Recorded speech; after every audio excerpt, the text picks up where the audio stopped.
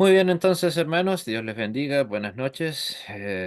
Un cordial saludo acá desde Temuco, Chile, en nombre del Seminario de Iglesia Cristo Wells Internacional.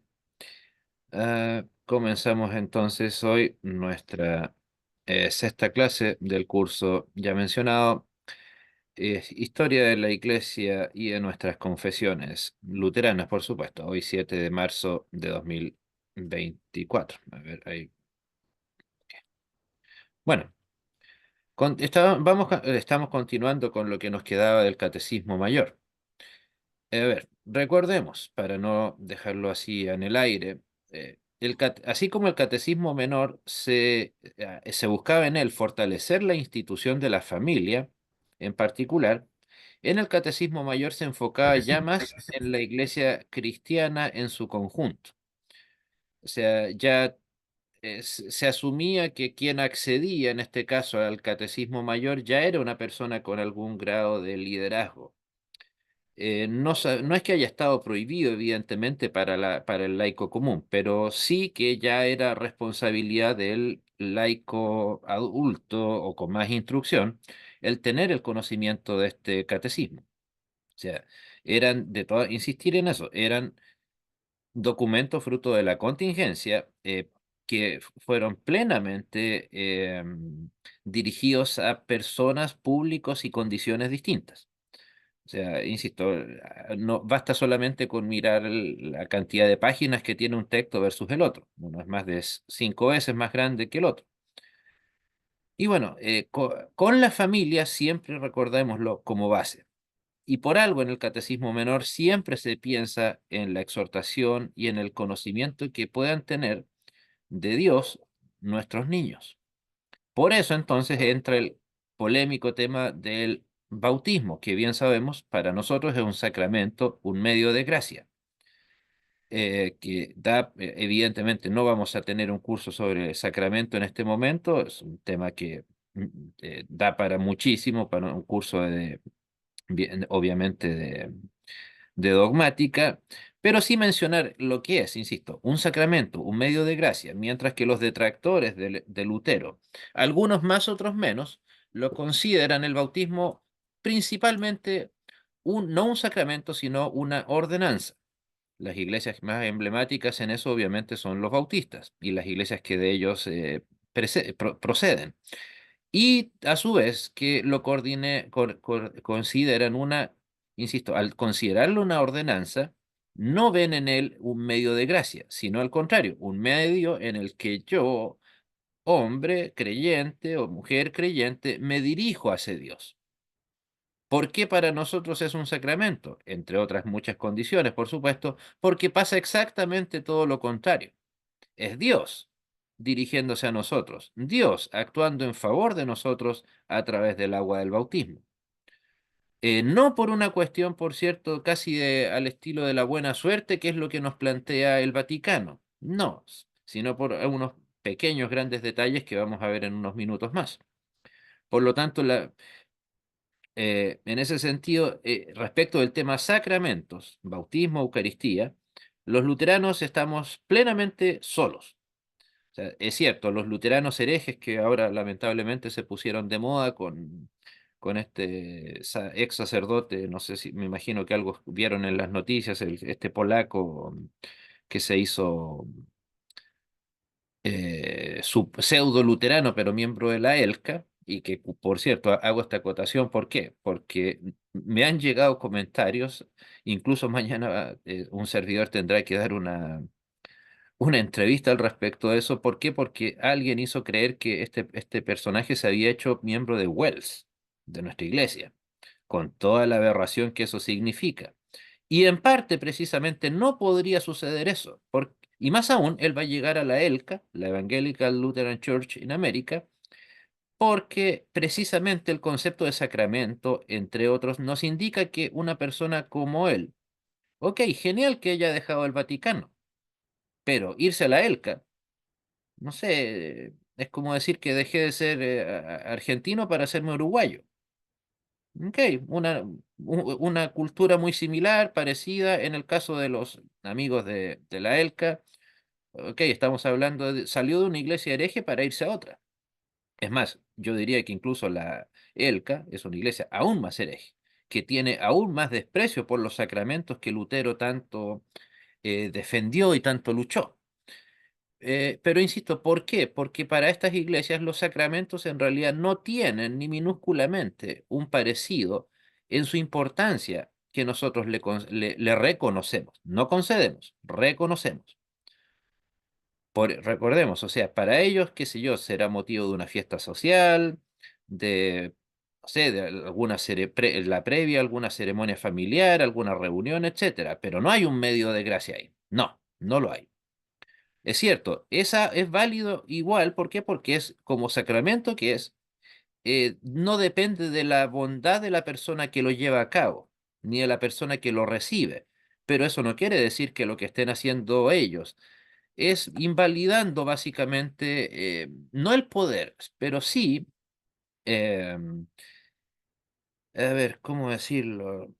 Sin, el valor, no le están dando el verdadero valor al sacramento, al decir, ok, da lo mismo si te bautizaste de tal o cual manera con tal o cual pastor. O sea, y más aún, en este caso, que este caballero Costas, creo que se llama, ya está en el púlpito de la ELCA. O sea, ya ha predicado. O sea, él va, qué sé yo, está simplemente terminando el papelerío propio de cualquier cargo eclesiástico y va a pasar a ser un pastor. Cosa que bien saben ustedes, acá en nuestro humilde sínodo, recién podrían acceder a eso después de mínimo los 2 años de Academia Cristo. Solamente por dar un ejemplo. O sea, para que vean la poca importancia que en este caso en ELCA, por mucho que se digan luteranos, por mucho que aparezcan los libros del libro de Concordia en sus confesiones, no le dan valor a sus a lo que significan sus textos, al contenido doctrinal de sus textos. Ok, los tienen ahí como un simpático, como un bonito adorno, pero más que eso, no creo. O sea, no, no creo. Evidentemente no se lo dan. Insisto, no se trata de que, ok, vayamos y crucifiquemos a este ex sacerdote, no. Pero eso no quiere decir, por cierto, que lo vayamos a poner en el púlpito de buenas a primeras sin más. O sea, insisto, eso es un insulto. Si yo hiciera eso a cargo de una congregación, sería un insulto, por ejemplo, a cualquiera de ustedes, que tuvieron que pasar por el proceso de Academia Cristo, esperar el tiempo, y aún no todos están llevando a cabo alguna labor de liderazgo. Pero en este caso, esta persona, esta gente le dio tanta importancia, tanto valor a este señor Costas, que prácticamente convierten su sacramento, insisto, en una cuestión más social. Porque finalmente se habla, más que hablarse del valor del sacramento luterano en la ELCA, se está hablando de la maravilla que significa que un ex sacerdote la esté entregando. Como si eso, insisto, fuera algo de lo cual tuviéramos que alegrarnos. Ok, dejó de ser católico, bien por él. Ok, no está a favor del aborto, pero en la ELCA sí. O sea, en ese sentido también estas agrupaciones, porque me cuesta llamarlos iglesias, eh, de una u otra manera invalidan el sacramento. ¿Por qué? Porque, ok, les dicen a su gente, aquí tienen el cuerpo y la sangre de Cristo, pero mientras tanto, en nuestro púlpito, en nuestro estudio bíblico, estas iglesias, ¿qué hacen? Dicen, eh, pero cuidado, o sea, no importa si Cristo resucitó, vamos con el aborto, vamos con la agenda de liberación femenina, mal llamada, y tantos otros ejemplos que podríamos seguir. O sea, como dice, con sus labios me honran, pero su corazón está muy lejos de mí. Entonces, por eso, insisto, este tipo de actitudes también invalidan los sacramentos que estamos entregando. Porque si, ok, insisto, le entregamos el sacramento a alguien, merecidamente, con todo lo que eso significa. Pero finalmente permitimos que esa persona se permee con la herejía, no hay validez o importancia en el acto que estamos entregando, no le estamos dando el verdadero valor al sacramento.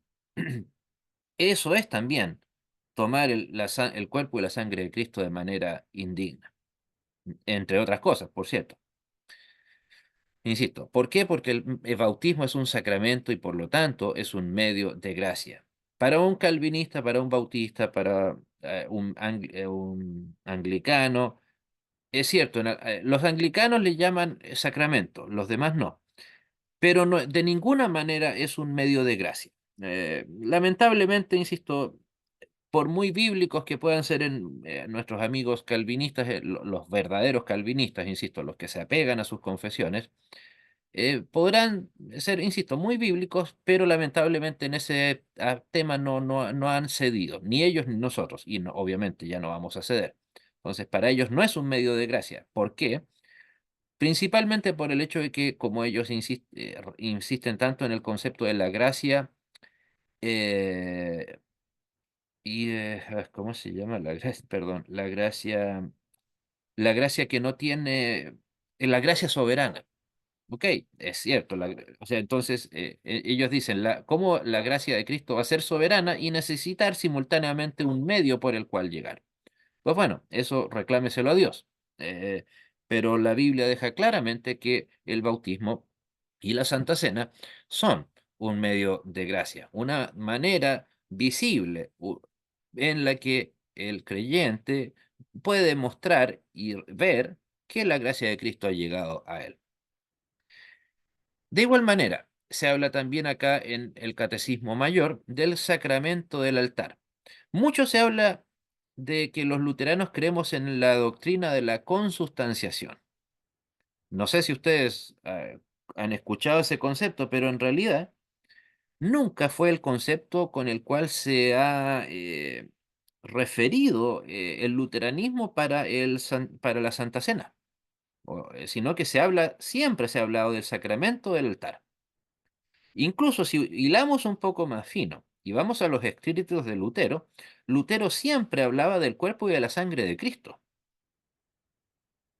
O sea, y volviendo al punto, si hilásemos fino, hasta un católico romano en algunas frases nos podría nos podría decir, acusar de que Lutero era más cercano al concepto de transubstanciación que el concepto que nosotros tenemos. Evidentemente no vamos a armar una polémica con ese tema, pero insisto, el sacramento del altar, Eucaristía, Santa Cena, o como lo dicen los evangelicales, Cena del Señor, tenía un tinte más a cuerpo y sangre en el sentido literal que lo que nosotros estamos acostumbrados a tener. O sea, en los textos de Lutero, digamos, traduciéndolos del alemán al castellano, obviamente, em, o del latín al castellano, no se encuentra la frase consubstanciación, o sea, que la sustancia está acompañada, básicamente, ni nada parecido, pero sí se habla en numerosas ocasiones del cuerpo y la sangre de Cristo. Como que Lutero tal vez fue demasiado, digámoslo, simple, o tal vez ingenuo, y creyó que el tema era tan obvio que no iba a ser necesario explicarlo, y por eso solamente solía usar esa frase, cuerpo y sangre de Cristo. Como que me imagino a Lutero diciendo, ok, es una doctrina tan obvia que no necesita explicación alguna. Doctrina que, por cierto, evidentemente anhelaría que fuese igualmente obvia. Creo que las veces que he tenido oportunidad de hablar con luteranos sobre el tema de la llamada consubstanciación o cuerpo y la sangre de Cristo, la verdad que cometen el error que ya les he dicho en otras ocasiones y suelo darle a mis alumnos en otros cursos, utilizar analogías, comparaciones. No, hermano. Aquí estamos hablando de algo eterno, de describir la labor de Dios como un ser eterno. Por lo tanto, difícilmente podemos decir que vamos a hacer una analogía correspondiente a ese Dios eterno del que estamos hablando. O sea, en realidad si hay algo que no me gusta hacer, es exactamente eso, comenzar con las llamadas analogías, comparaciones. Es que con tal o cual comparación, puedo lograr entender, por ejemplo, la Trinidad o la Santa Cena. Insisto, la analogía que encuentren, estoy seguro que no me equivoco, que encuentren, que busquen, va a quedar corta en algún aspecto. la que sea. Después de todo es una analogía, siendo que aquí nos estamos extrayendo ¿de dónde? De la, ¿de dónde estamos extrayendo la doctrina del sacramento del altar? De, de la Biblia. de la Biblia, la palabra de Dios. Por ende, no hay manera de conciliar el raciocinio humano limitado con la sabiduría de un Dios infinitamente sabio. Una de las pocas palabras sabias que alguna vez dijo el hereje teólogo supuestamente calvinista, que en la práctica no lo era, por cierto, siendo muy honestos, Calvart, que algunos lo consideran el teólogo más brillante del siglo XX. De hecho, yo creo que así lo fue. Era un gran teólogo, pero eso no quitaba que fuera un hereje de tomo y lomo. Pero él dijo esa frase, que creo que ya la mencioné en alguna ocasión, en alguna clase anterior. Si puedes entenderlo plenamente es porque no es Dios. Insisto, esa frase la verdad que describe bien lo que les acabo de decir. Insisto, no, a Dios, que es un ser totalmente trascendente, que va mucho más allá de nuestro entendimiento, no puede haber una analogía, una comparación humana con que nosotros podamos decir, aquí estamos explicando de manera correcta eh, de tal o cual doctrina. Insisto, casi el ejemplo más tradicional es el de la Trinidad. Es que sí, es que lo comparan con esa tontera del agua, es que el agua, o si no, salen con algo peor todavía, que es cuando dicen, es que el agua en un momento es sólida, líquida y gaseosa. Ya, pero ¿eso es la Trinidad cristiana? ¿Algo parecido a eso? No, no, en absoluto. El Dios Padre, el Dios Hijo y el Espíritu Santo, ¿es similar a lo que acabo de mencionar? No, hermano, no lo es. Pero ¿y a qué se le puede comparar?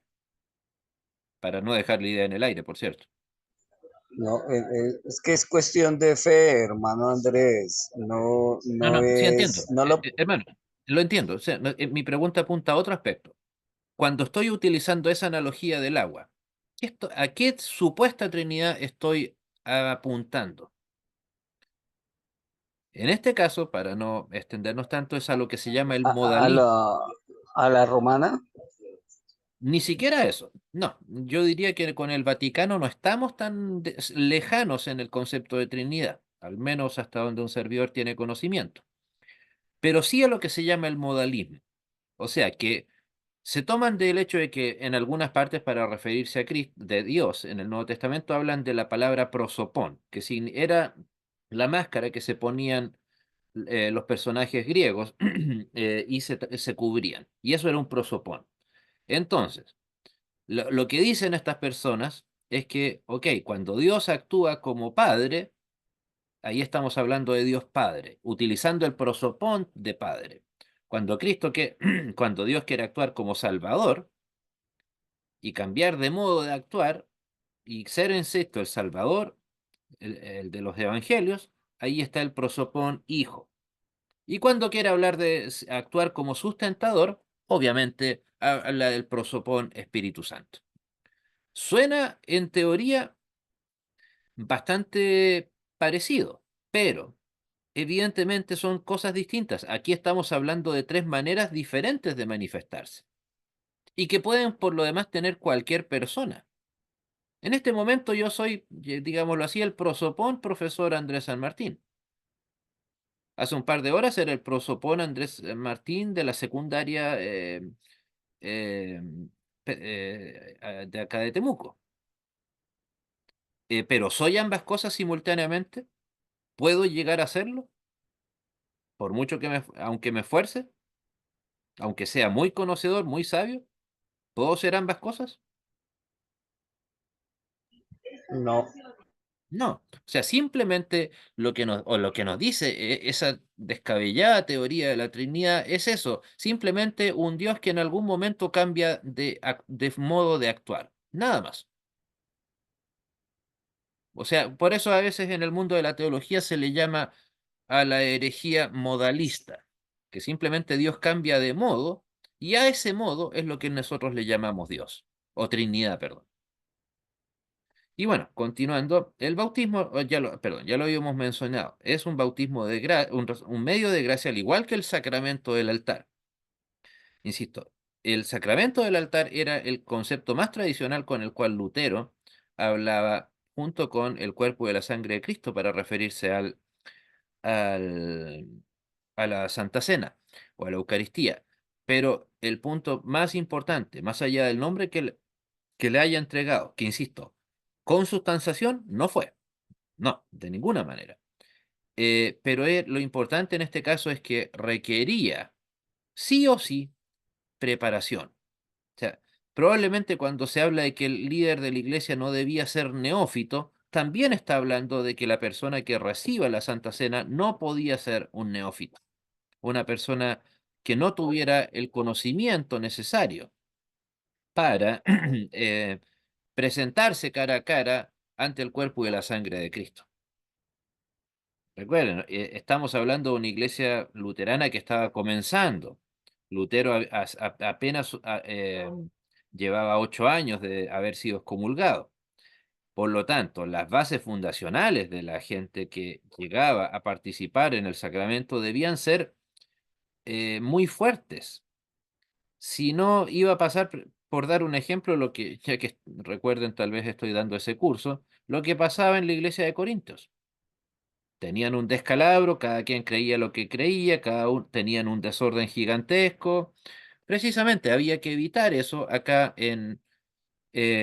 través de los catecismos. Y insisto, parte fundamental de eso es la preparación para recibir el sacramento del altar.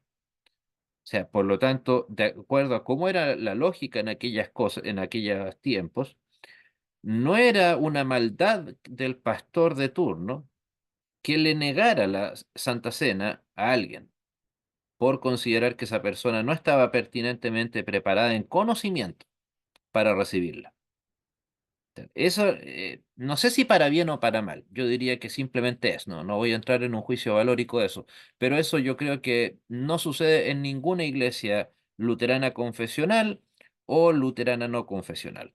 La verdad, nunca he tenido noticia en donde alguien se le acerca y se le dice no va a poder participar en la Santa Cena porque creemos que usted está en alguna doctrina equivocado o algo similar. Pero insisto, a la luz de lo que nos dice el catecismo, sí, perfectamente podría y debería hacerse eso si fuera necesario el caso. ¿Algún comentario, pregunta, hermanos? Sí, me escucha porque estoy fuera. ¿Me Sí, escucha, sí, pastor? sí, muy bien. Así es. Eh, a mí me ha tocado decirle a un visitante que no debe acercarse a la media luna para tomar la Santa Cena, porque debería pues prepararse en curso que se llamaba para la vida cristiana. Pero nunca se le dice que no debe por esto y aquello, simplemente que debe de compartir por medio de ese curso, practicar el compañerismo, etcétera, etcétera, etcétera. Es verdad lo que usted dice, pastor. O sea, yo para serle franco, si bien al momento o sea, así como el mismo Pablo a Corintios lo dice que hay que ser duros con el pecador, el hermano que ha caído, pero no hay que juzgarlo, creo que nosotros en ese sentido tenemos que hacer algo no muy distinto. O sea, supongamos, se me acerca la persona tal o cual, que yo sé que no es miembro comulgante de la iglesia. Así como no estoy llamado a humillarlo y juzgarlo y decirle, caramba, tú eres un malvado bautista, que seguramente podría hacerlo, y ganas no me faltarían. No, cuidado, no, tienes que largarte de acá, malvado pecador. Cosa que puede que esté totalmente de acuerdo en lo que esté diciendo. Pero, nuevamente, tenemos que incluso con gente como ellos, bautistas, decirles con respeto, con amor cristiano, Señor, este no es el lugar en el que ahora usted puede participar junto a nosotros. Es más, les doy un ejemplo. Cuando un servidor era pequeño, mi abuelo, que como tal vez algunos saben, fue pastor bautista. Yo dejé la iglesia bautista a los 18 años y 7 días y 2 horas, exactamente. Nunca, no es que él me haya, no, para nada, curiosamente nunca me trató mal por haber dejado la iglesia bautista, pero si hay algo que él no habría hecho jamás, una vez que yo abandoné la iglesia bautista, habría sido entregarme la Eucaristía, o la Santa Cena, o la Cena del Señor. Y es más, eso yo lo aprendí incluso de él. ¿Por qué? Porque lo tradicional en el mundo protestante evangélico, hasta hace solamente no más de 20 años, cuando mucho, que vino la onda del relativismo, es que usted solamente podía participar en la Cena del Señor en la congregación que pertenecía a la convención cristiana a la que usted perteneciera. O sea, no era un antojo, diríamos hoy en día, como se dice acá en Chile, un antojo de los luteranos fundamentalistas de Selk. No, eso, insisto, era una costumbre en toda iglesia protestante, en donde el presbiteriano le daba la Santa Cena al presbiteriano, el bautista al bautista, el luterano al luterano, el anglicano, etcétera. Insisto, esa relativización, que lamentablemente entró muy fuerte, no debe tener más de 20, 25 años. Insisto, además que es una cuestión de sentido común. Estamos ahí en el culto en un momento de comunión. Recuerden, también se habla de la comunión, la santa comunión. Pues bueno, ¿cómo vamos a tener a una persona que no cree que esto es la presencia real del cuerpo y de la sangre de Cristo y decir que estamos en comunión con esa persona? No estamos siendo malvados, llamémoslo así. Al contrario, es un gesto de amor decirle, hermano, amigo, usted está equivocado. Insisto, con respeto, sin juzgar, sin humillar, sin comenzar a emitir epítetos en contra de la persona. No estamos para eso. Mucho menos en el púlpito, mucho menos a la entrega del sacramento. Pero sí debemos ser firmes en que eso es algo que en este momento no es parte de lo que podemos ofrecer a esa persona. Hermano Benjamín, dígame. Eh, gracias, hermano. Una pregunta. Mi relación con Dios está basada en la obra de Cristo, en Jesús. Alguna vez me preguntaron hace algunos pocos años, porque les dije, todos nuestros pecados ya están perdonados. Y lo argumenté bíblicamente. Recuerdo mucho la clase del profesor Felipe, un método que él tiene magnífico. Y me hicieron una pregunta: ¿qué pecado es el que no perdona Dios? Claramente mi respuesta fue no lo sé. Mm, Le formulo la misma pregunta, profesor Andrés. ¿Qué pecado es el que Dios no perdona? No tengo duda con respecto a mi fe, con respecto a mi A relación ver, con Dios. si bien me parece una pregunta, digamos, compleja, pero si tuviera así que obligatoriamente responder algo, le diría la incredulidad, porque la incredulidad es un pecado permanente que no deja de existir a menos que se acabe la incredulidad. Porque después de todo, si usted o alguien ejerce, practica la incredulidad, está negando a Dios mismo. Entonces, malamente Dios podría perdonarle un pecado en donde se le está negando a él. O sea, después de todo, todas las herejías, ese tipo de falsas enseñanzas parten con la incredulidad. No creo, como dijo este mismo sacerdote de Costas, me vale madre, como dijo él para referirse al Papa. Bueno, una persona incrédula, comillas, le vale madre lo que diga los mandamientos de nuestro Dios, lo que nos haya enseñado nuestro Señor Jesucristo. Todo eso, insisto, deriva de la incredulidad. Por lo tanto, insisto, si tuviera que dar Bien, obligatoriamente inclusive una respuesta, sería esa, la incredulidad. Porque además, es cierto, el pecado está ahí expenso de ser perdonado. Pero ¿cuál es el requisito inefable para el perdón del pecado? El arrepentimiento. ¿Y un incrédulo va a buscar arrepentimiento? ¿Va a desearlo? ¿Va a creer lo necesario? no, No, al contrario, le va a parecer ridículo. Exactamente. Entonces, o sea, no se trata de que esté de acuerdo o no, pero indirectamente el pecado de la incredulidad es un tipo de ateísmo, obviamente. No es solamente poner en duda a Dios, sino simplemente no creerle en lo más mínimo. Y este tipo de pecados, digamos, nunca vienen solos, siempre van en una especie de efecto dominó.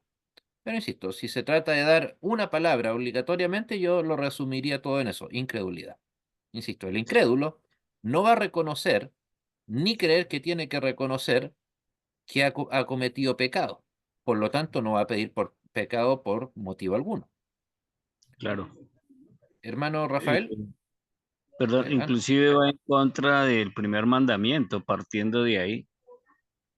Muchas gracias, hermano. sí, en efecto. Hermano Rafael, o usted fue quien habló.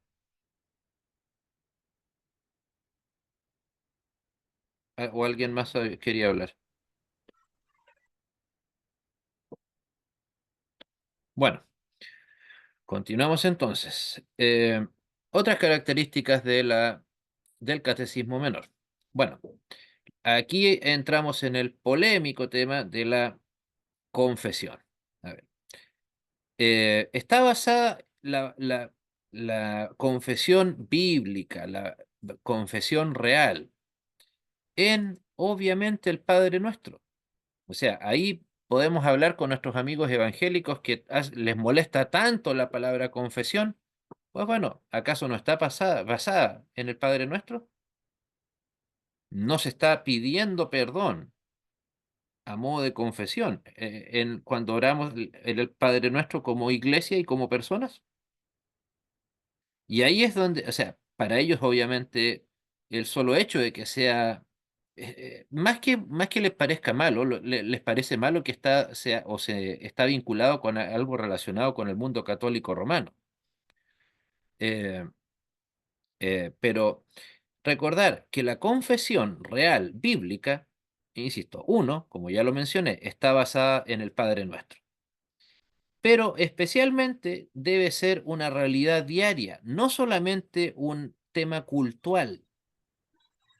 Ya, siendo bien honestos, yo creo que todos hemos cometido el error de reducir el Padre Nuestro a parte de nuestra liturgia. Yo creo que no hay cristiano que pueda decir lo contrario, incluyendo que en algún momento, unos más, otros menos, hemos visto el culto, o perdón, la confesión y el Padre Nuestro solamente como una cuestión del culto, como si no fuera tan palabra de Dios la confesión y el Padre Nuestro, como, qué sé yo, como el Salmo 23, como Juan 3:16, etcétera, etcétera. Hagamos ese análisis, insisto, no digo que lo hagan ahora en voz alta conmigo, pero la confesión, precisamente porque está unida al Padre Nuestro, debe ser eso, una realidad diaria, cotidiana, que se viva, no solamente algo que es parte del culto. Después de todo, miren, yo que soy, como algunos lo conocen, del estilo litúrgico más tradicional que puedan gustar, ¿no? Digamos, más tradicional, la pared, por así decirlo. Por mí el culto luterano fuera, insisto, el más tradicional antiguo, si es que acaso se pudiera, ojalá en alemán. Pero bueno, ya sé sé que la realidad es otra. Pero eso no significa o sea, perdón, mejor dicho, las liturgias más hermosas, y cuando lo digo literalmente más hermosas, son las que están lamentablemente allá en la iglesia luterana alemana, que ni siquiera es iglesia luterana. Entonces ellos convirtieron precisamente en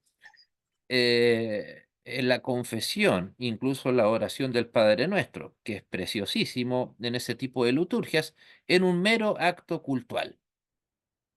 Que, ok, termina, o sea, que no tenía, antes de decirlo, no tenía significado alguno, no era una realidad para la persona que lo decía, tampoco obviamente el credo apostólico, y una vez que terminaba el culto, volvía a no tener significado alguno. A eso me refiero con que no debe ser solamente la confesión una realidad cultual del culto, de la liturgia. Y es más, incluso el mismo Lutero habla de que, en el catecismo aquí, de que confesarse es sinónimo de ser cristiano.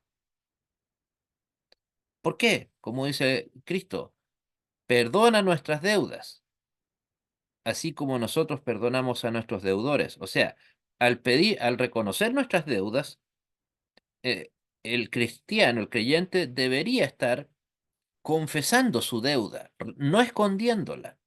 O sea, no hacerlo significa, ok, me arrepiento de lo malo que hice, pero las consecuencias de ese pecado, de ese malo que hice, no las voy a asumir. Miren, disculpen la autorreferencia, pero hace un par de meses alguien me difamó de manera bastante eh, artera, muy fea. No sé si este video lo van a ver nuestro hermano Pastor Julio y el Pastor Henry, pero ellos escucharon los audios en los cuales yo fui duramente difamado. Y claro, la persona me dijo, primero negó rotundamente haber dicho cualquier cosa en contra mía, como suele suceder. Pero finalmente yo le envié los audios, porque él no sabía que yo los tenía, y me dijo que se disculpaba conmigo. Pero minutos después me decía, sí, lo que pasa es que tú, Andrés, que eres muy soberbio, te las crees todas, eres aquí, eres allá, entonces por tal y cual actúa así. En otras palabras, ¿había verdaderamente un arrepentimiento de eso, de lo que hizo? No, señor. No, porque si estaba justificando lo que hizo, ¿para qué pedir perdón? Y además, en ningún momento esa persona que hizo una difamación pública en contra mía, y de hecho en contra de nuestro sínodo, por cierto, valga la aclaración, o sea, ya sea Wells o toda la iglesia luterana confesional nuestra, una historia muy larga, pero para ello, o sea, él nos difamó, mintió respecto de nosotros. Ok, claro, me pide disculpas, pero resulta que el grupo de WhatsApp en donde hizo conocidas esas difamaciones, es un grupo que la última vez que tuve noticia de él eran 192 personas. O sea, la difamación la escucharon 192 personas. Y las disculpas, ¿cuántas?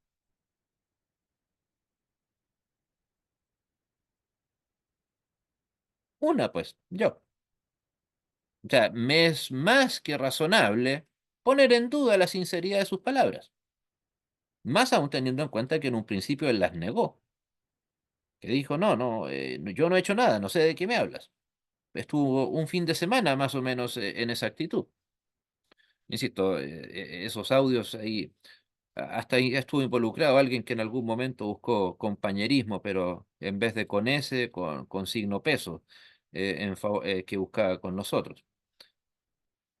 Pero insisto, o sea, también hay que tener en cuenta, si confesamos nuestros pecados, precisamente por ser esto un sinónimo de ser cristiano, es que esa confesión debe estar unida al cambio de vida, del pecado que sea, por cierto, del cambio de actitud. No al estilo, insisto, algunos se preguntan a veces si es que Judas puede que se haya arrepentido, tal vez, pero todo indica que si él en lugar de dar testimonio de Cristo, finalmente terminó matándose, es porque no había evidentemente un valor intrínseco en su supuesto arrepentimiento.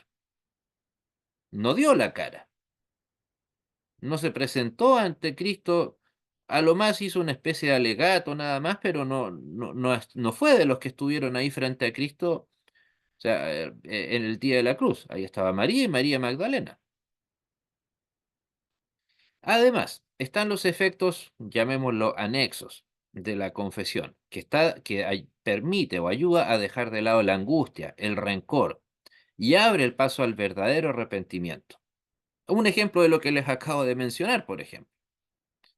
¿Por qué? No solamente a la angustia propia de la persona que lo está diciendo, sino evidentemente con nuestro pecado podemos causar angustia al hermano o a la otra persona, independiente de si es hermano o no, Podemos causarle angustia por nuestro pecado, nuestras palabras, nuestras acciones. Es lógico, o sea, si alguno de ustedes le presta dinero y a un hermano o hermana, y usted no tiene certeza de que ese dinero va a ser devuelto, pero aún así usted hizo ese préstamo con amor, ¿no le va a causar algún grado de angustia también el saber que ese préstamo no va a ser devuelto y usted tal vez necesita de vuelta en algún momento ese dinero? Lo lógico es que sí. Por supuesto, si eso sucede, se vienen las puertas de inmediata al rencor. O sea, todas las cosas que nos evitamos, incluso hablando emocionalmente hablando, desde un punto de vista secular, si hay una confesión, si hay un reconocimiento del pecado cometido, de la mala acción cometida, si lo quiere llamar de otra manera, no hay motivo para que haya rencor. Y no solamente abre paso al verdadero arrepentimiento, sino también a la reconciliación, que es después de todo lo que Cristo hizo por nosotros. La reconciliación, disculpen que no haya escrito eso en el PowerPoint, pero, eh, a ver, mi país es un país que con sus luces y sus sombras, eh, pasó por de un gobierno socialista, un gobierno dictatorial, antisocialista, volvió a la democracia el año 90, etcétera, con sus luz y sus matices a favor y sus matices en contra, sin entrar a mayores detalles al respecto que implicarían que dé una opinión política. Pero si hay algo en lo que tanto los de un sector como los del otro nunca les importó, y les sigue sin importar, veo tristemente, es esa palabra, reconciliación. ¿Por qué? Porque todos creen que lo hicieron bien, que no hay nada de lo que pedir disculpas, nada de lo que pedir perdón. Y entonces finalmente ante eso, ¿qué reconciliación va a haber? Entonces, a veces cuando se habla en la política chilena, que tal vez, insisto, no tiene los actos tan dramáticos como pasó, qué sé yo, con los argentinos en la guerra de las Malvinas, o no tuvimos acá un Che Guevara, digamos, o un Fidel Castro, no. Pero el que no haya habido un verdadero arrepentimiento de parte de nadie, lleva a que no haya una verdadera reconciliación de parte de ninguna persona. Más allá del típico membrete, sí, queremos reconciliarnos, sí, pero a nadie le interesa dar el primer paso. O la típica frase que puede que políticamente hablando sea muy correcta, pero cristiana no es en lo más mínimo. Esa típica frase que se utiliza en la política. Perdono, pero no. ¿Qué cosa falta? Perdono, Olvida. pero olvido. Díganme, ¿tiene minúsculamente algo de cristiano esa frase? No. De ninguna manera, en efecto. No. O sea, ya, ok, entiendo que esa palabra me la pueda decir un militar a favor del golpe de Estado en Chile en 1973, o que a su vez un socialista me la diga eh, en favor, en contra del golpe de Estado. Es lógico, pero es muy distinto que esa lógica palabra sea parte de la dialéctica cristiana. No. Pasado de Menzuki, ¿cómo van a hacer El eso? verdadero arrepentimiento debe estar unido a la completa reconciliación. Y la reconciliación, para que sea real, como lo fue la de Cristo con nosotros, implica necesariamente, sí, solo sí, olvido. No me imagino a Cristo teniendo una lista de nuestros pecados para el día del juicio final. ¿Qué es lo que va a ver Dios en el día de nuestro juicio final? Bueno, su sangre. ¿Estuvo lavada por la sangre de mi Hijo Jesucristo? ¿Sí o no? ¿O creen que va a haber algo más que eso? O mejor, ¿creen que es necesario algo más que eso? No. De ninguna manera. Entonces, si Cristo está hablando, Dios está, en este caso estamos hablando de los pecados ante Dios, no de rencillas políticas, sociales, por muy reales que sean. Y a veces, por cierto, haciendo un paréntesis, disculpen la clase de historia, lamento aburrirlos, pero los países protestantes o de cultura protestante suelen darnos lecciones al respecto de cómo comportarse en ese tipo de conflictos. Por ejemplo, aquí tenemos a un hermano boliviano, ya aquí un servidor chileno. Hasta el día de hoy, en buena medida, los bolivianos y chilenos con peruanos nos odiamos por la guerra que sucedió en 1879.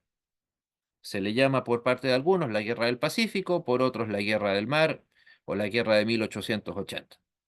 Ok, insisto, no voy a entrar en las discusiones políticas puntuales de ese tema. Pero, imagínense, por un conflicto que duró menos de 2 años, eh, y que ahí quedó, que ya, digamos, no tiene, digamos, no es que haya continuado la situación. Claro, evidentemente está el tema del mar, etcétera, pero vamos a comparar eso con la carnicería que fue la Segunda Guerra Mundial. ¿Y cuáles fueron los principales países que la protagonizaron? ¿Los que más sufrieron? ¿Cómo son vistos los amigos norteamericanos en Alemania? Pese a que les destruyeron medio país. Hace poco, precisamente, tal vez a los que me tienen en redes sociales, conté con la agradable visita del pastor alemán, precisamente, que no sé cómo a sus papás se les ocurrió tener un hijo en 1946 en Berlín.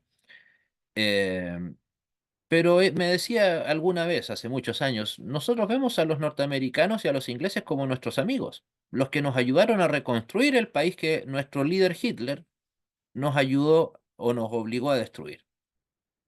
Piensen en la diferencia de mentalidad. O sea, ellos estuvieron matando 5 años y medio en una guerra a muerte. Y ahora, hoy en día, son, comillas, políticamente hablando, hermanos. En Europa, ¿cuál es el país que más está gestionando en favor de la paz entre Ucrania y Rusia? Alemania. O sea, después que todos tenían el temor de que los alemanes se volvieran a convertir en una eh, potencia militar peligrosa y que apareciera un nuevo Hitler, pero ahí los tenemos siendo hasta el día de hoy el país que más ha mediado en el conflicto Rusia-Ucrania. Insisto, ellos tuvieron ese perdón cristiano, tal vez con algún grado de interés, no es algo que imposible saberlo, basado en el llamado Plan Marshall, en donde básicamente tuvieron ellos una visión perfectamente cristiana. Porque ¿cuál era la premisa de ese plan, el Plan Marshall? Devoto cristiano, dicho sea de paso, creo que presbiteriano. Él decía, ganamos la guerra, obviamente. Ahora, ¿qué nos toca? ¿Ganar qué cosa? La, la paz. Y gracias a eso, sin quererlo, ganaron a un enemigo, a ese enemigo eterno llamado Alemania, lo convirtieron en su amigo y en un aliado, ¿por qué no decirlo?, afectuoso. Después de 2 guerras mundiales, en el caso de la segunda, 20 millones de muertos. Toda la carnicería que no es necesario entrar a detallar ahora. En cambio, en conflictos mucho menores, acá en Latinoamérica, eso pareciera que es absolutamente imposible de creer. O si los que les gusta el fútbol hagan un poco de memoria, ¿cuándo fue la última vez en que Estados Unidos con Alemania jugaron un partido de fútbol y que se escuchó una pifia? No recuerdo exactamente qué año, pero la primera vez que vi uno yo me imaginaba cuántas pifias de los alemanes iba a escuchar y no hubo ninguna. En cambio, vaya vergüenza que pasa cuando Bolivia viene a jugar a Santiago de Chile y los santiaguinos van a jugar a Bolivia. Prácticamente no se escucha. Es más, creo que estas últimas ocasiones ya ni siquiera los bolivianos y chilenos piden cantar el himno nacional. Insisto, ¿por qué? Por una guerra de hace más de 150 años, que fue de apenas 2 años. No fue una carnicería al estilo de la Segunda Guerra Mundial. Ahí hubo una verdadera reconciliación, hubo un verdadero perdón en Europa y dejaron de matarse. En cambio, acá nosotros, prácticamente en Latinoamérica, estamos buscando el motivo por el cual hacerlo. Y eso, lo lamento por nuestros amigos católicos, es una directa herencia de la cosmovisión protestante. En algunos casos luterana, en otros casos calvinista. Pero si esto hubiera pasado, les aseguro, Alemania hubiera sido un país de tradición católica, todavía estarían en guerra. Inglaterra hubiera sido un país católico, lo mismo. Sí, disculpen el paréntesis. Y bueno, precisamente, confesarse es sinónimo de ser cristiano. El cristiano no puede, al no confesar el pecado, el cristiano está diciendo, no, yo no lo necesito. Yo estoy bien. Y si estoy bien, ¿para qué necesito de Cristo? ¿Y quiénes son los que de verdad son cristianos? Precisamente los que requieren o requerimos de Cristo. O sea, recuerden, lo que nosotros nos diferencia con el Vaticano no es la confesión como concepto, pero sí su definición. Recuerden, para el católico, al ser un sacramento, la confesión, ellos exactamente lo que creen es la confesión auricular, o sea, la confesión en donde el sacerdote es capaz, supuestamente, de perdonar el pecado de la persona que se confiesa. Una aberración, evidentemente. Nosotros, en nuestro culto público, declaramos que hemos pecado y a su vez se nos declara en la congregación que nuestros pecados son perdonados. Alguien me dirá, pero es que eso no tiene mayor importancia. ¿Cómo que no? Recuerden lo que les he dicho en otras ocasiones, el púlpito, el estudio bíblico, no está para atacar el pecado real o imaginario de cualquiera de los que están en la iglesia. No, está para edificar y andar acusando con el dedo al pecado de otro, no edifica a nadie. O sea, supongamos que el hermano Rafael conoce el pecado horrible que comete el hermano Andrés. Y ok, me denuncia ante todo el mundo. ¿Qué le sirve a usted? ¿En qué le edifica a usted o a la iglesia? Que me denuncien públicamente por mi pecado. Minúsculamente puede ver usted algún grado eh, eh, de beneficio a la iglesia o a su vida personal, espiritual. Creo que no.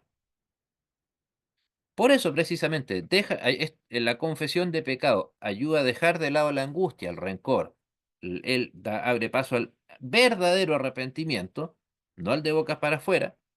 Y como lo decía, tal vez lo más importante, se me olvidó escribirlo, la reconciliación. Insisto, todos los grandes conflictos sociales, políticos que hemos tenido en todo país, pasan ¿por qué? Porque en algún momento a nadie, ya sean los buenos o los malos, nos importó o les importó la reconciliación. Solo como un paréntesis, un libro escrito por gente de izquierda y de derecha acá en Chile. Me gustó mucho su título y su contenido. Habla sobre el gobierno primero de la Unidad Popular de Allende, obviamente después de la dictadura militar de Pinochet, de los primeros años. ¿Y cuál es la conclusión? El libro lo dice, el título del libro lo dice todo. Chile, 1970-1973, la democracia que se perdió entre todos.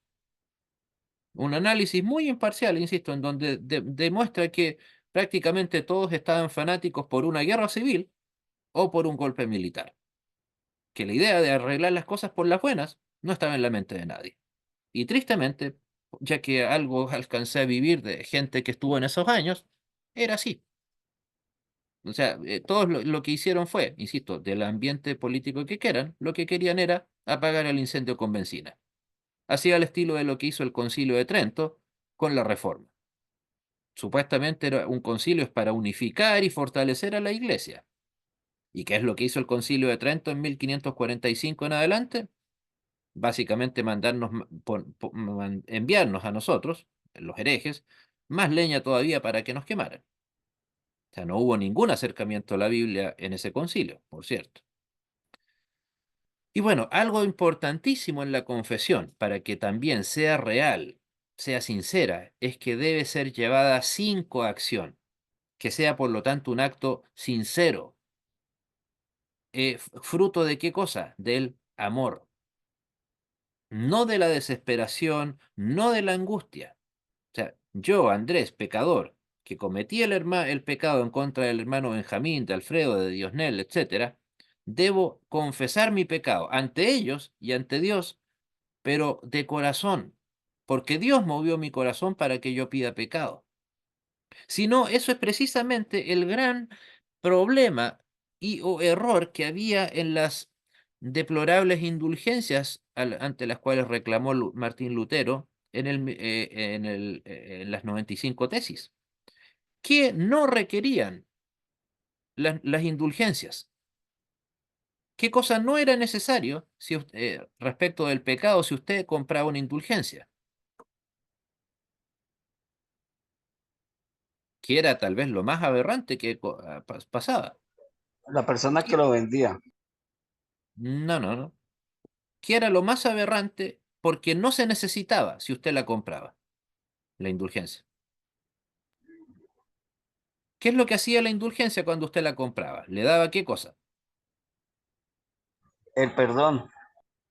De los pecados, ya. Y por lo tanto, si usted podía, en este caso, comprar la indulgencia y recibir el perdón, ¿qué cosa falta ahí? Lo más fundamental en el tema del perdón. La presencia de Dios. En parte sí, pero algo más puntual. La gracia. Arrepentimiento, ¿no? Arrepentimiento, que deriva, claro, de la gracia, pero piénsalo así. Usted ponía la moneda, le daban el papelito, pecados perdonados, ya sea por usted o por algún muerto, al estilo de los mormones bautizando a su gente. Pero ¿dónde estaba el arrepentimiento? Entonces, tal vez, qué sé yo, cometía el pecado tal o cual, hasta el día que, total, me compré mi papelito, y resulta que, bueno, lo sigo cometiendo, total, si no me he muerto, la semana siguiente vendo y compro otra indulgencia. Total, el Papa ya me está declarando alguien absuelto de mi pecado. Ese, insisto, era el principal error y aberración de las indulgencias, que no requerían arrepentimiento, solamente una transacción económica, una estafa tanto espiritual como material. Por cierto, por favor, hermano Rafael, si es que puede leer lo que está en pantalla.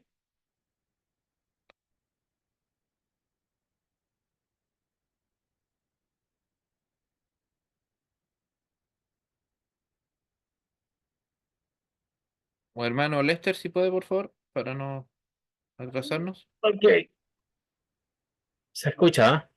Sí, perfecto. Otras características. ¿Qué es el bautismo?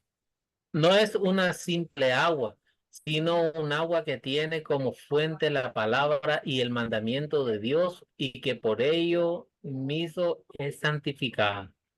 De tal manera que no es otra cosa que un agua de Dios. No que esta agua sea en ella misma más noble que otra agua, sino porque la palabra y el mandamiento de Dios se le agregan. Gracias.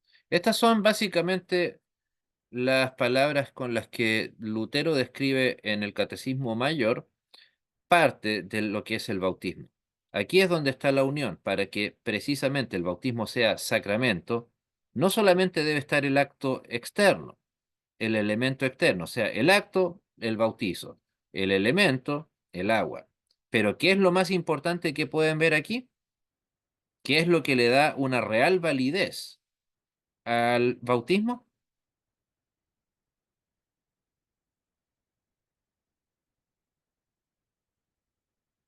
La presencia de Dios.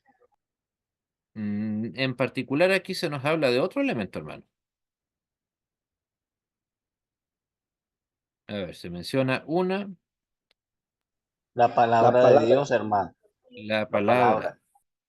Si no, esa frase está en otra parte de la Biblia, es simplemente, o sea, en otra parte del libro de Concordia, es simplemente agua, punto. Si no hay palabra, el valor del bautismo es totalmente, se ha perdido totalmente el bautismo, el valor del bautismo. Que es evidentemente el riesgo que está a suceder cuando el típico ejemplo que nos va a dar un evangélico tradicional que nos va a decir, pero es que bautizaron al niño y ese niño tal vez posteriormente puede que deje la fe. Bueno, precisamente ahí estuvo el bautismo, el agua, pero ¿qué es lo que faltó? Si es que ese niño se aleja, faltó la La palabra. palabra, Exacto. O sea, no es que estemos diciendo que el agua tenga poder en sí misma, un poder místico al estilo católico romano. No. Claro que infunde salvación. ¿Por qué? Porque esta agua trae salvación, pero no a través del agua, del H2O, con algún par de gestos en el culto, sino ¿por qué? Porque debe y está acompañada por la palabra de Dios. Recuerden, eso es lo que le da la verdadera validez al sacramento el luterano del bautismo, que está ahí no solo el agua y el gesto externo, el rito, sino la palabra. O sea, de una u otra manera, en la teología de Lutero, aquí o en cualquier otro lado, termina siempre derivando en lo mismo, sola escritura. Me imagino que esta definición de lo que es el bautismo como sacramento debe resultarle aberrante a cualquier católico romano. Aberrante. O sea, es más, me sorprendería que alguien pensara lo contrario. O sea, pero ¿cuál es el punto importante aquí? Que aunque está el agua, aunque está el sacramento, está el bautismo, lo que importa es la palabra y el mandamiento de Dios que se le agrega. Recuerden, insisto, no cometer, ok, es cierto, nosotros creemos que el bautismo entrega salvación, pero no por sí mismo, sino porque, como lo dice aquí, porque está la palabra de Dios presente. Si no, simplemente es agua y vino, o es agua y un par de gestos nada más. Eh, bueno, en vista del tiempo, mejor prefiero quedarnos en las perdón, preguntas. hermano, una pregunta. Dígame. Bueno, en el ejemplo que usted puso con respecto a la venta de indulgencias, eh, claramente falta el arrepentimiento. Perfecto. Pero de igual manera se nota que es por obras, hermano. Entonces, de ahí automáticamente queda descartado que, que no es bíblico. Con respecto al bautismo, si no está la palabra, ¿podríamos hacer la misma comparación? Esa es mi pregunta.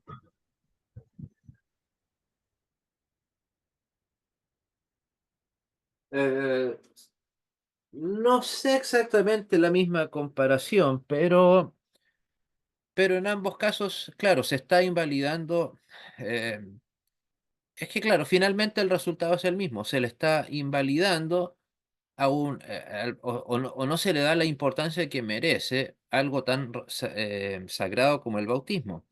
O sea, claro, está o sea, está el rito propiamente tal, como bien lo sabemos, pero si no hay palabra, claro, pierde todo su valor. Y claro, en algún sentido sí, podría decirse que está en lo correcto. O sea, porque, o sea, como para hacer una comparación, o sea, así como la indulgencia le quita todo,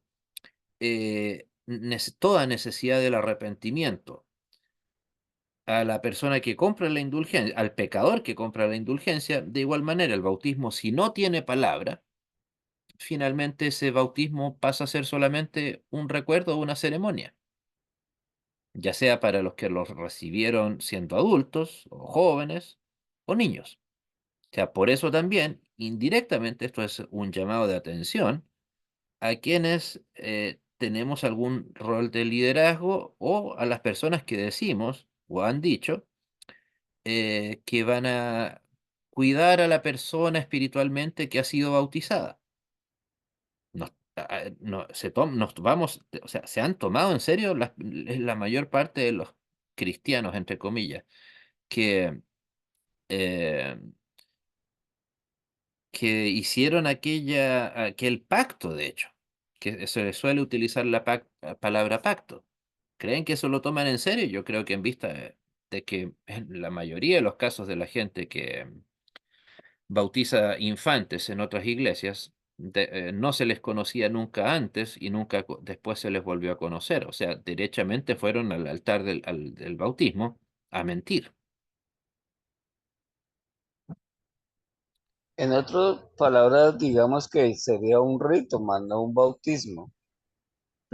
O sea, Precisamente, sí, eh, lo perdón, escucho. hermano, básicamente lo que trato de decir es que me parece, la clase pasada usted fue muy claro y es más fácil decir, no podemos explicarlo humanamente, y me parece un concepto como más claro, para no abrirle la puerta a una controversia y realmente mm, me parece como es cuestión de fe, claramente me parece una respuesta como más ecuánime, ¿no? ¿Qué opina usted, hermano? Ecuánime respecto de, la verdad que ahí me dejó un poco confundido. O sea, es que recuerde, estamos hablando del sacramento, independiente del significado que tenga, eh, tanto el bautismo como el arrepentimiento debe ser algo llevado, insisto, que no quede más que no quede simplemente en el acto externo, que es lo que la mayor parte de la gente hace. Debe Sí, ser un sí, acto en claro. donde haya una verdadera contrición. De hecho, hasta Por la lo, misma indulgencia uno de Lutero nos dice, eh, cuando el Señor Jesucristo ha dicho arrepentíos, ha dicho que toda la vida del creyente sea una vida de arrepentimiento. ¿Qué significaba eso? Que si toda la vida del creyente ha de ser de arrepentimiento, ¿para qué necesitamos comprar indulgencias? ¿Para qué necesitamos pagar por el arrepentimiento a través de las indulgencias si nuestra vida de arrepentimiento va a ser continua? Por lo tanto, eso lo vamos a tener gratis, sin necesidad de pagar papelitos llamados indulgencias. claro, claro. Bueno, cuando me refería a ecuánime es que por lo general las personas que trata uno de entablar, digamos que una conversación, generalmente se enojan y se molestan e intentan agredirlo y a gritarlo a uno. Y pues no le doy gracias al Señor de que me ha dado la oportunidad de estar tranquilo y salir corriendo, básicamente eso. Mm, Es que para dentro evitar de mí, ese tipo de reacciones es más fácil decir, ya voy a terminar, perdón, no lo sabemos, porque es cuestión de fe. O sea, quiero como cuadrar una respuesta más. más que no lo sabemos, yo diría lo aceptamos por fe. O sea, Uf, evidentemente decir excelente, que excelente. aceptamos, evidentemente que decir aceptamos por fe algo, decir solo a un ateo, por supuesto va a ser motivo de burla, pero por lo demás, al ateo la respuesta que usted le dé le va a resultar motivo de burla igual, o sea, da casi lo mismo. Cuando se trata de algunas doctrinas que nos divían con el Vaticano, ya últimamente he andado un poco ocioso y he visto varios videos de llamados apologistas católicos. De hecho, mañana voy a tener que ser entrevistado en razón de lo que pasó con este caballero polaco, ahora que fue reducido a estado laico. ¿Cómo se llama este hombre? ¿Cómo se llama el que ahora se hizo de la ELCA? Ay, perdón, se me olvidó. Costas, Adam Costas. Insisto, ¿por qué alguien echó a correr el rumor de que se había hecho parte de nuestra iglesia en Estados Unidos? No lo sé. Pero básicamente lo que me quieren es entrevistar para que yo ratifique que eso es falso y dos, aprovechar de explicar las diferencias entre el luteranismo cristiano como el nuestro versus el luteranismo hereje de la Federación Luterana Mundial. Pero si hay algo que yo humildemente llamo a no a realizar como cristianos es debatir. No, es más, la semana pasada, como ustedes vieron, tuve una conversación muy simpática, muy agradable con este caballero argentino, Jonathan Ramos. Yo sé que él no era luterano, no lo es. De hecho, me di cuenta que conoce muy poco de Lutero y de la doctrina luterana. Es más, creo que ni siquiera él sabía que habían diferentes ramas en el luteranismo. Sí, Eh, inclusive yo lo pero- vi y se notó, se le evidenció. Decía sí, solamente lo entiendo. Sí, en realidad, claro, sí, gracias por haberlo visto. Pero sí, en efecto, él se notaba que no tenía gran conocimiento de las diferencias en el luteranismo. Y es más, por algo se espantó tanto cuando dije que, a opinión de un servidor, los luteranos que habían firmado la declaración conjunta sobre la doctrina de la justificación eran unos herejes y unos apóstatas. Sé con certeza que él no esperaba esa respuesta. No sé, él había entrevistado a un luterano en otra ocasión y creo que, claro, era un miembro común, digamos, no era alguien académico. Y por eso tal vez pensó que al entrevistarme a mí iba a encontrar una respuesta mucho más templada. Y al contrario, fui mucho más directo. Respetuoso, creo. No creo haberlo ridiculizado ni tratado mal, pero claro, él no se esperaba una respuesta así tan directa de un luterano. Tal vez ni siquiera entendía la diferencia entre SELC y la Federación Luterana Mundial, sino por algo mencionó el tema de la declaración conjunta. Pero, insisto, más allá de eso, yo llamo a no debatir. O sea, yo lo primero que le dije a Jonathan era que, ok, le agradecía la invitación, pero que tuviera en cuenta, yo no debato, no es lo mío. Hay que estar muy bien preparado para debatir, incluso en el caso nuestro, doctrinas tan fundamentales, si acaso no básicas, como la gracia de Cristo o la ley y el Evangelio. Se necesita mucha chispeza, no solo mucho conocimiento, sino mucha también rapidez, dar datos de manera rápida, que en el caso de un servidor no es lo mío. Yo soy más de meditar, de analizar, etcétera. Y además, como es obvio, ¿usted cree que Santiago Alarcón, el famoso autoproclamado apologista católico, o Dante Urbina, también, que más, aunque en realidad ambos más que ser apologetas católicos parecen antiprotestantes y mienten descaradamente en muchas cosas, ¿ustedes creen que van a quedar satisfechos con cualquier pregunta o respuesta que ustedes entreguen a ellos? ¿O yo les entregue a ellos? No, para nada. No, o sea, van a seguir revolcándose en su propia mugre tal como lo están haciendo hasta ahora. Mintiendo totalmente las mismas cosas que mienten hasta la fecha. Insisto, simplemente, como les digo, un diálogo de sordos que no va a tener sentido alguno. Y que probablemente los que quedemos mal parados somos nosotros, porque, insisto, gente como ellos saben a quiénes invitar, saben con quiénes debatir. Ellos no van a llevar a un luterano de renombre de cualquier área que piense distinto a ellos. Si se fijan en su canal, siempre las pocas veces que entrevista a gente supuestamente evangélica, son gente muy mal preparada, si acaso no muy ingenua, muy confiada, pero insisto, con conocimiento doctrinal, pobrísimo. Y eso dejando de lado si es que la persona que llevaron era un pentecostal, era un anglicano, lo que sea. No, siempre él lleva gente muy, muy poco preparada. Y curiosamente, las veces que ha debatido con evangélicos de más renombre, le ha ido bastante mal. Y obviamente esos videos no los sube en su canal de YouTube. Pero bueno, insisto, más allá de eso, el punto es ese. O sea, no tirar las perlas a los cerdos. Así de fácil. O sea, si se nos quiere invitar a dar un testimonio de lo que es para nosotros la fe luterana, ok. Pero también hay que ser muy cauto, muy precavido. ¿Cuándo? ¿Dónde vamos?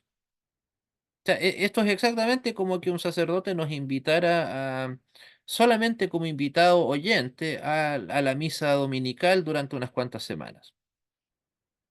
Y con el compromiso de que él va a hacer lo mismo a las 6 semanas siguientes.